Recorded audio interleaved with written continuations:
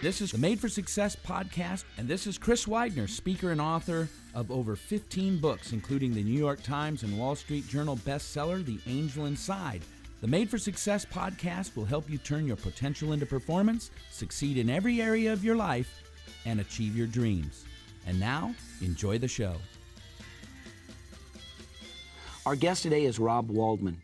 Rob Waldo Waldman is the founder and president of the Patriot Group, which is a leadership and sales consulting firm based in Atlanta. He is a former Air Force fighter pilot with over 2,650 flight hours and 65 real-world combat missions, and uses the experience of a real-world combat to relate to sales and management execution.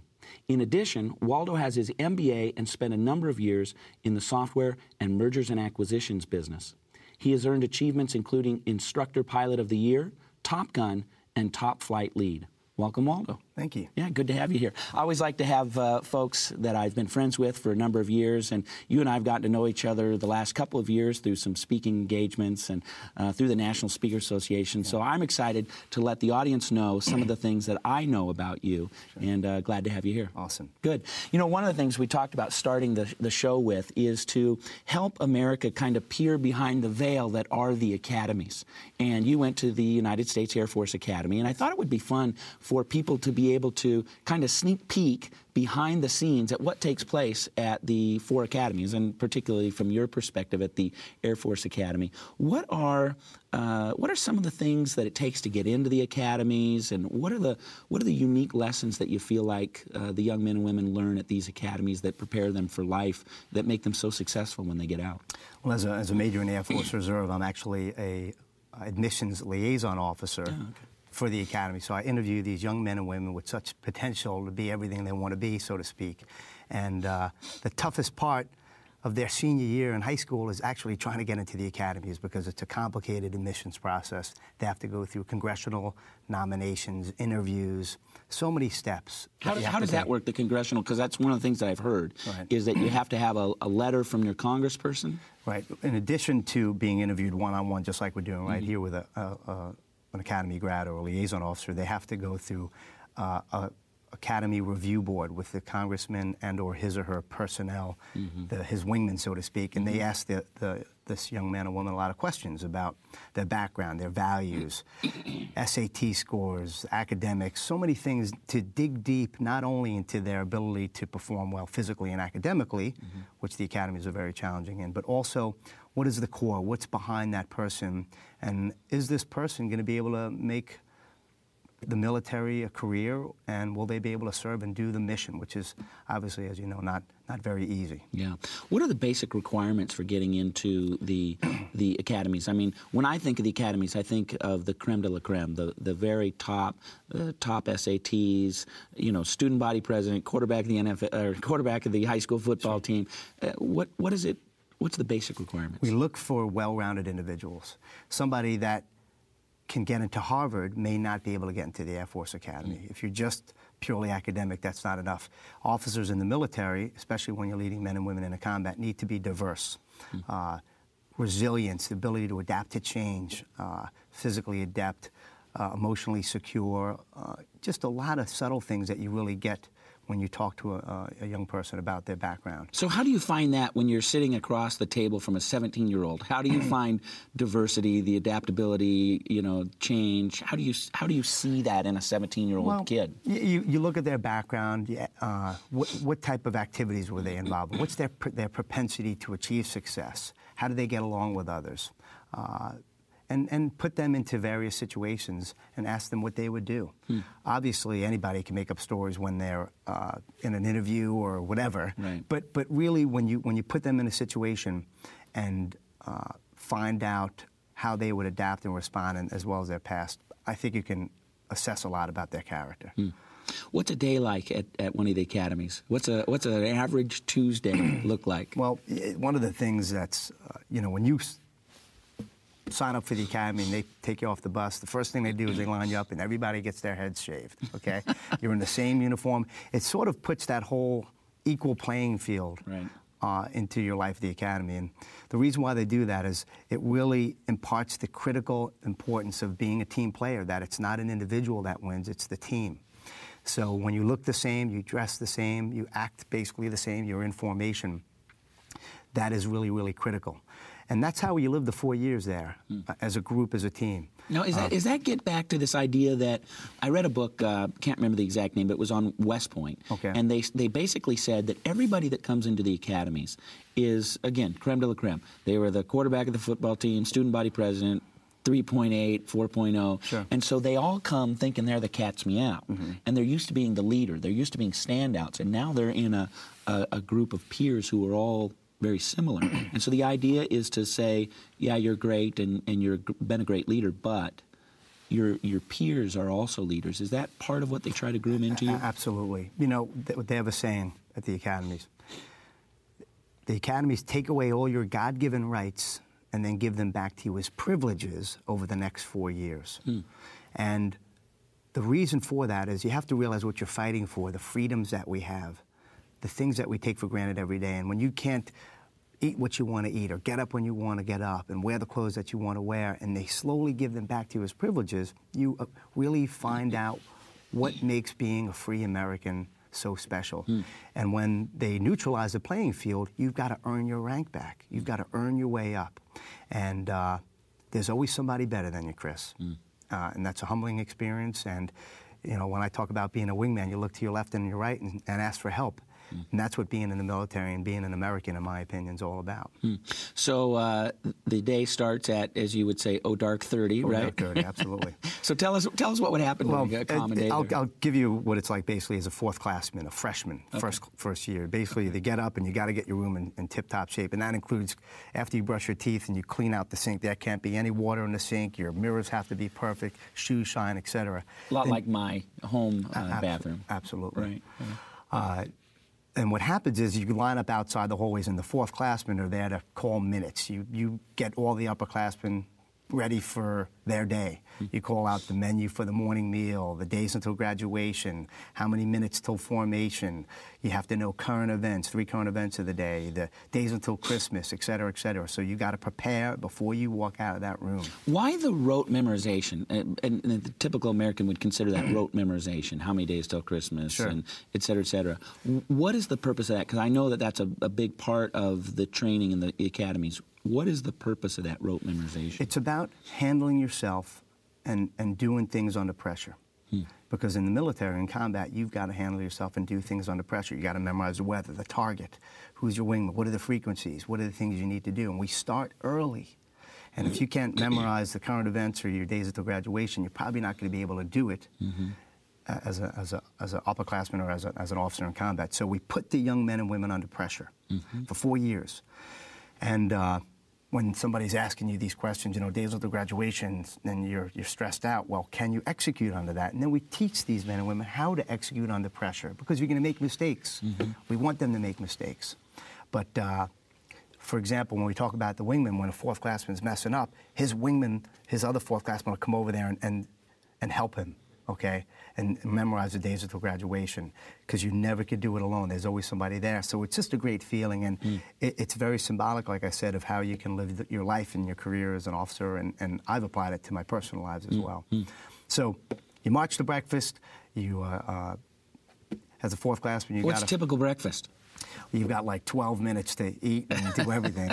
It's not a lot of time. Is it just a big pile of mush they give you, like in the movies? It's family style, great food. The academy, they really take nutrition seriously, and everybody shares. And the freshmen normally don't get too much to eat, but it just depends, you know. And then, you know, it's like a normal college day, but we separate the day, 50-minute periods, academics. We march to lunch. We have academic hall of quarters at night, intramurals, military training later on in the afternoon. It depends. And then, other than the academic year, the summers you have specific programs. You travel across the country, over to Europe. As fourth-classmen, you go through, during your freshman to sophomore year, you go through series, survival, evasion, resistance, escape, where they put you through a mock POW situation. Wow. And God willing, none of us will have to do that. But as we know now, it's serious out there. So we prepare early so that when they're out there in the real world, they'll be able to succeed. So lots of programs, lots of opportunities for leadership, and you're always challenged. When you think back to your days at the academy, what what 1, 2, maybe 3 principles that you learned at the Academy have stuck with you most in your life today? One of the most important components of the Academy is the honor code. Mm-hmm. We will not lie, steal, or cheat, nor tolerate among us anyone who does. And that mission statement, so to speak, really is ingrained in us for those 4 years, and it's something I've taken back into my personal and professional life as well. They understand at the Academy that you're going to make mistakes, and no one's perfect. But the older you get, the more experience you get, the more responsibility you get, the less those mistakes are going to be acceptable. So you learn the importance of honor and integrity and accountability. And when you're out there in the business world, in my opinion, there's no black or white, or there's no gray area for integrity. It's either black or white. You're honest or you're not. And at the end of the day, you've got to be honest with yourself and be able to look yourself in the mirror and know you're doing the right thing. And as men and women, you know, today with the Enrons, the WorldComs, accountability and integrity are very, you know, they're put to the test, and a lot of people fail. That's one of the most important things I've learned there. Good. Now, I know that when you travel around the country, which you do quite a bit, you've been a professional speaker for just a few years at this point, making the transition from the business world that we mentioned in the intro, but have been very successful, jumping right in and traveling all over the country, speaking for all the major corporations. In fact, after this, you're going to jump on an airplane and off to another engagement. And the primary thing that you talk about is being a wingman. And we're going to get to a lot of those principles, but one of the things I've found that's interesting as I sit here and talk to people like yourself is how much our upbringing affects who we are today.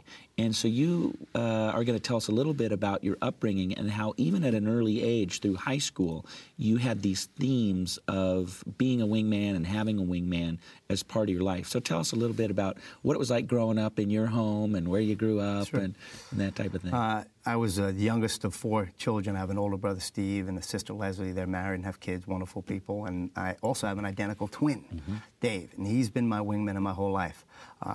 When you're a kid, you always got somebody to play with. You always have somebody to cry on and do stuff with. So the whole wingman concept really started at an early age for me. My parents grew up very poor in New York City. As you can tell from my accent, I'm not from Alabama. Yeah, exactly.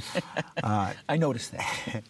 You know, it was always about education, always about family, always about depending on each other, because that's how you succeed in life, you know. But my twin brother Dave was always there for me, and still is today, my number one confidant, my number one wingman. You were in business with him for a while? Yeah, in the merger and acquisition, Dave taught me everything I know now. Now I'm trying to teach him a few things, but he's somebody that I can always call up and ask for help. Did pretty well in high school, academically and physically. I did a lot of sports, soccer, which always talks about the team concept, track, etc. And then I was also a musician in band. I was in jazz ensemble, marching band. And obviously, when you're a musician, you're just one component of a whole piece. And I really enjoyed that. I think that a lot of people, they agree with the idea of teamwork and the general principle of being a wingman, but they don't really realize how much everything we do is based on this idea that we have to have other people involved. And those are the lessons that you learned growing up, playing sports, being in band, those types of things. Right. Yeah. Well, I think a fallacy that a lot of people may have, in my opinion, I think to be the best wingman, the trusted partner both in business and in life, you've got to be your own wingman. I call it getting in touch with the inner wingman. Okay. You know? And, you know, if you're not prepared, if you haven't done the things necessary to grow spiritually, mentally, academically, physically, whatever it takes, at the end of the day, you've got to do it yourself. Arnold Schwarzenegger says, you know, no one ever got big watching me lift the weights. You've got to do it on your own. And the best way, in my opinion, to be a team player is to do your job the best of your ability, become prepared on a personal level, and then you can contribute to the team. Then you can be that person that people can call out to and ask for help. But it all starts with you. But you can't do it on your own, obviously, and you need those other men and women in your life to be there for you to win. So your wingmen are expecting you to take care of them, but really they're expecting you to take care of yourself Without first. a doubt, without a doubt. You know, as a fighter pilot, when we flew our combat missions, I wanted to know, if I was flying with you, Chris, that Chris Widener took the time to study the threat, he prepared, he got the 8 to 12 hours of sleep, he's serious about the mission. And if I saw you slacking off and not doing what's necessary to win, I'm not going to want to fly with you. Now, that comes back to the training, the academy, the fighter pilot training, all the things that we do with 33% failure rate and washout rate in the military and fighter training. So by the time you take the step to lead me on a mission or to be my wingman, you're ready, you're prepared, and I can say, Chris, we're going to do this together, and I want you to back me up and check my 6 for the threat, and I'll do the same for you. Let's push it up. Now, I went to your speech here I guess about a couple weeks ago. You were in Seattle and came out and watched you do your thing. It was great stuff. And you did the push it up with the audience, and they loved it. I thought that was kind of funny. Anybody can get an audience to do a kind of a group activity like that, I'm impressed with. So what's push it up? What's that mean? Push it up, basically, when you're flying in formation on a mission, push it up means add power. Get in a position. Let's run down track. Let's speed it up. And it's very analogous to life. Because when you get up in the morning, it's not easy sometimes with all the pressures and the situations, the things that we have to deal with every day on a personal, professional level. So you got to say, push it up. I got to make it happen. So what I do is I get my audiences to push it up with me. And it's funny. It's a little thing we used to do before every mission in Korea, where I flew in the 35th Fighter Squadron Pantons. I spent a year. And before every mission, we would give each other the hang loose sign. Okay. And that hang loose sign was symbolic of the eyes of that Black Panther, which was our squadron mascot. Yeah. And while simultaneously thrusting our hands forward as if we were going to full power on the throttles, we'd yell out in a loud and thunderous Air Force voice, push it up, to show that we were ready to take the fight to the enemy and win. So what I get my audiences to do is on 3 to do push it up together in one unified voice. And some of them think it's a little funny or cheesy, but then that's the point, because it's not easy to push it up every day. You've got to psych yourself out in your mind first and win in your mind first before you can go out and win for real. Excellent. So after you graduated from U.S. Air Force Academy, then what? Got accepted into pilot training, and that's not the easiest thing either, because you not only have to do pretty well at the academy, but you also have to be medically fit. Went to pilot training in Phoenix, and then fortunately did well there, and they asked me to stay on as an instructor pilot, teaching instructor pilot and flying fundamentals to young men and women who just went out of the academy and just finished their initial screening.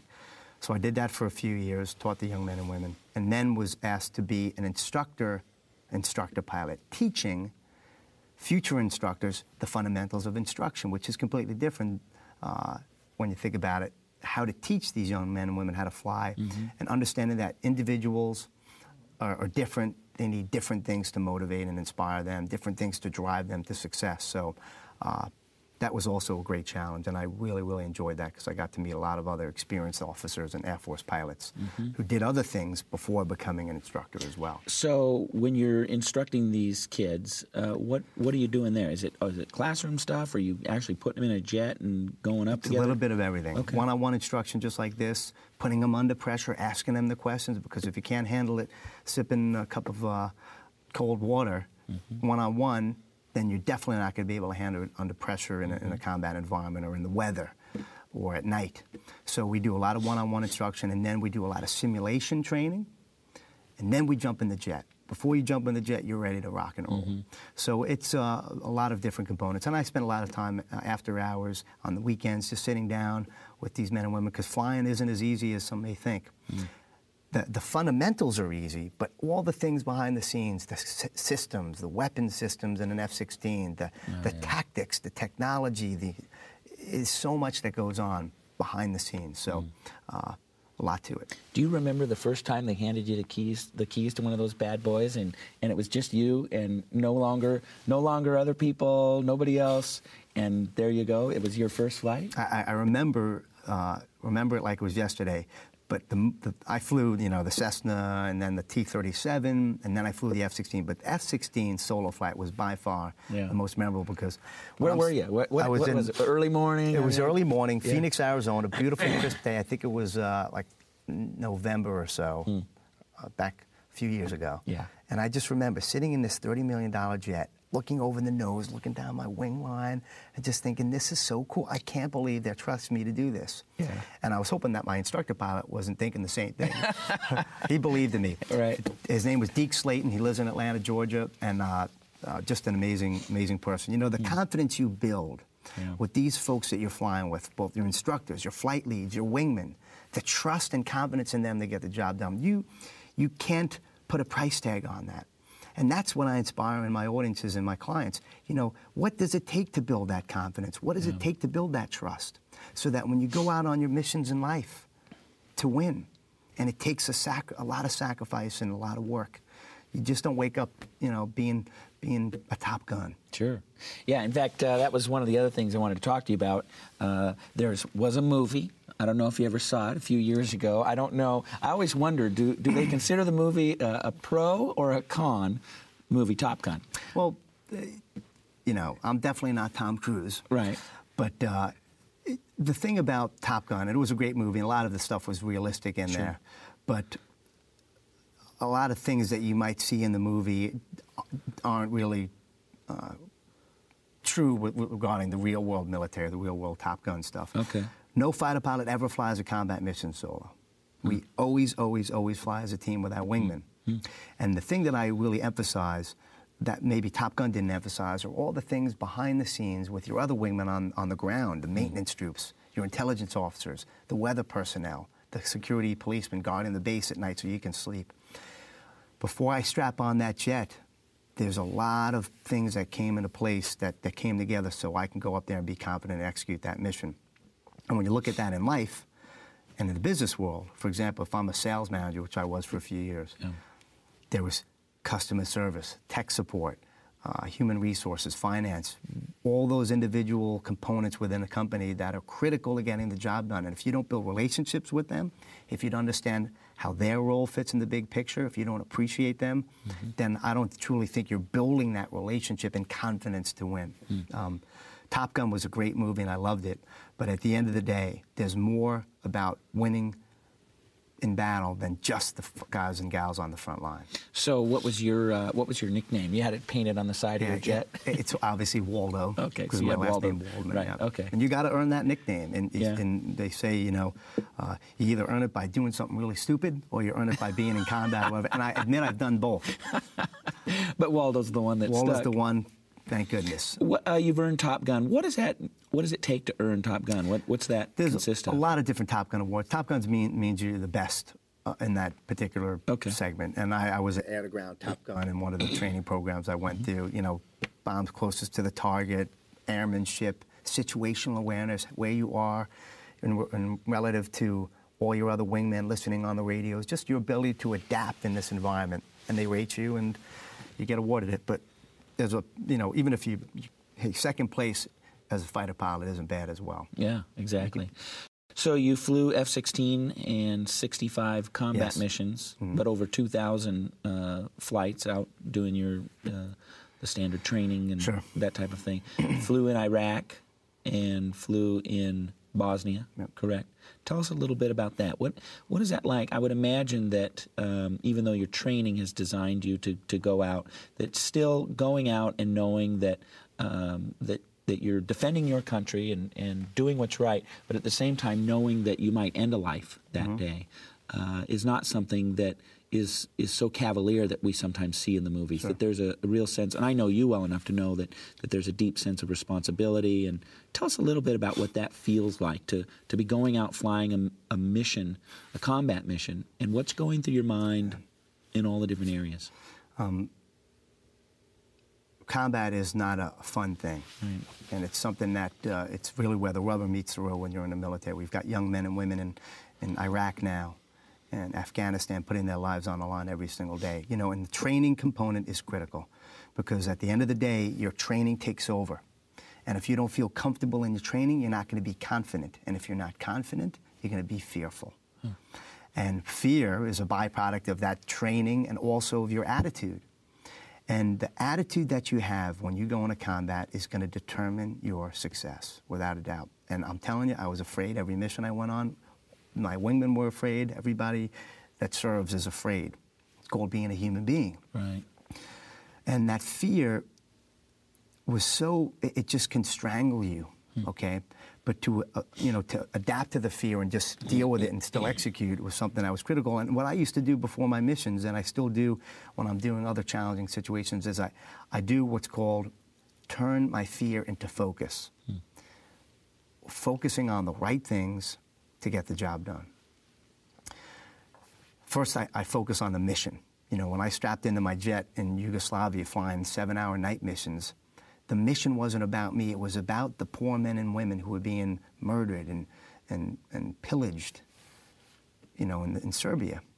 They needed me to bring back their freedom. So it starts when you're on the tarmac. You've got a lineup of how many? We've got, there was four other aircraft flying with me, plus another 6 to 12 other, stealth fighters, Sure. Tankers, probably a whole slew of aircraft. And so when you're sitting there, obviously you're making a check down of the flight instruments, but at the same time, you're focusing and developing your attitude for this is what this is about. You got in the back of your mind, you're thinking about it. It doesn't just start in the jet. It starts when you go to bed at night. When you wake up in the morning, you're just psyching yourself out, saying, okay, this is my job. You want to be Top Gun in training, big deal.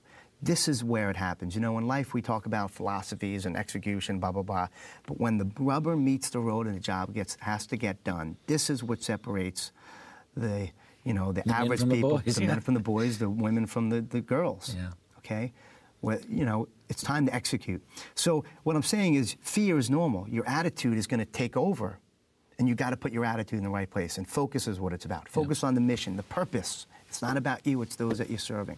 Looking down my wing line, in my F-16, now this is cool. And when I looked down and I saw those folks that I was going to fly with, it filled me with courage, knowing that they were going to be there for me, knowing that I could count on them if the missiles launched, or if I screwed up, God forbid, they were going to be there to say, Waldo, I got you covered, I got your 6, I'm looking behind you, don't worry about it. Yeah. And just as important was they needed me. Yeah. Because if I messed up, Chris, and I didn't do my job, then I was going to fail in protecting them. So, and in combat, they talk about you're afraid of dying, whatever. You're more afraid of messing up and having your wingmen get shot down than it is about yourself. It's totally selfless, I'm telling you. And thinking about their spouses, their children. Yes. And you want to get them home to their spouses and children the same way you hope that they're going to get you home to your family as well. Without a doubt. And that's ultimately the wingman that you're fighting for. Who are you fighting for at home? Yeah. The loved ones. That's what it's about. It's not about combat and killing. It's about doing the mission, getting home to be with those that we love. That is maybe one of the downsides to Hollywood and the way they've portrayed a lot of combat, is that there is a lot of, just sort of glory and basking in the explosions and the killing and, the retribution and all that kind of stuff. And well, in real life, it's much more sober than that. Without a doubt. I don't believe in the saying business is combat or life is combat. Combat isn't fun. There's lives lost. There's walls built. There's barriers. There's resentments. If you have a combative nature and think about combat and everything that you do, there's winners and losers. I'm going to crush the enemy. I'm going to crush. In business, the companies talk about crushing the competition. But you know what? Today, the competitor could be an ally and a partner tomorrow. So you got to be cognizant of those relationships. Hey, compete fairly. Win with integrity, with compassion and honesty. But you never know. If you're really doing things that are going to soil the relationship with a future partner, you better think twice. In business today, it's more strategic than that. It's about cooperation, communication, and commitment, not just about combat. It's just not what I think is important. So overcoming fear, first was focus, then what? And then you focus on your wingmen, okay? Right. Those folks in your life that are there for you, that you can turn to and ask the 3 most important words in the English language, other than I love you, which is I need help. Tough for a fighter pilot to ask for help. Tough for real macho men and women, who are doing so great to ask for help, but you need to do that. And then finally, you got to focus on winning. Winning, not surviving, because surviving isn't fun. You got to focus on winning and envision in your mind everything going as well as possible. Chair flying, I talk about. I don't know if we ever discussed that in detail. Talk a little bit about chair flying. Part of winning, winning happens in your mind first before you do it for real. And what we do as fighter pilots is we chair fly. We mission rehearse. We sit in the chair or wherever we are in the car, restroom, doesn't make a difference. And we go through the mission in perfect detail in our mind. And we don't just envision it going perfectly. We picture making mistakes. We picture messing up a radio call. we picture not getting the right airspeed and engage in the proper systems, and then we go back and do it again from A to Z, so that by the time I'm done making the mistakes and fixing them, because we're going to make mistakes in real life, right? Mm-hmm. We can do it as perfectly as we can. So by envisioning it, when you go out there for real, you can do it. And it's the same thing that goes for basketball players or for surgeons, sales managers who are out there briefing a mission or having a one-on-one sales briefing with a potential $1 million client. Mm-hmm. I'm contingency planning. I'm asking myself, what if things don't go well? What if you ask me a question about price and value? What if my laptop fails? Do I have a backup plan? Or the surgeon is doing an operation and they suddenly go into cardiac arrest or something like that. Bingo. You talk about perfect preparation as opposed to perfect execution. Is that right? The whole flawless preparation as opposed to flawless execution. A flawless execution is a big business term. Mm-hmm. And it rarely happens, doesn't it? It rarely happens. Now, ideally, flawless execution is, we want that all the time. Sure. Every fighter pilot wants flawless execution, although we never fly a perfect mission.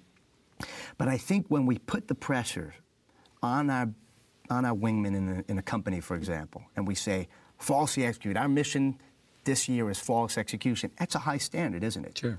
And as a human being, we're probably not going to be flawless. Especially when you have 4,000 people in your unit. Or, you know, even as a small business, you have 18 people working mm-hmm. there, 15 people. You're not going to have that over the course of a year. So when you make a mistake and don't achieve the objective of flawless execution, when you make mistakes, what happens to your attitude more often than not? You kind of get down. You get down. And when you're down, what happens to your attitude? You get more down. More down, and you become more fearful. You're afraid to take risks. You're afraid to reveal your true self. You're afraid to push it up. So rather than push for flawless execution, I say push for flawless preparation. Gather your intelligence, brief your missions, make sure you understand your environment, study the threat, do all the things you need to do behind the scenes. Mission rehearse, chair fly, sweat and sacrifice on the ground, so that when you go out there, that flawless preparation will eventually and hopefully lead to flawless execution. So it's a psychological shift. Push for flawless preparation. That'll lead your people to be more inspired and fired up, willing to take risks and do what's necessary to achieve near flawless execution. Yeah. Thanks for listening to the Made for Success podcast. Get to know us at madeforsuccess.com/podcast. Meet the hosts of the Made for Success podcast and pick up a free copy of the Totally Motivated ebook by Chris Widener. We will see you next time on the Made for Success podcast.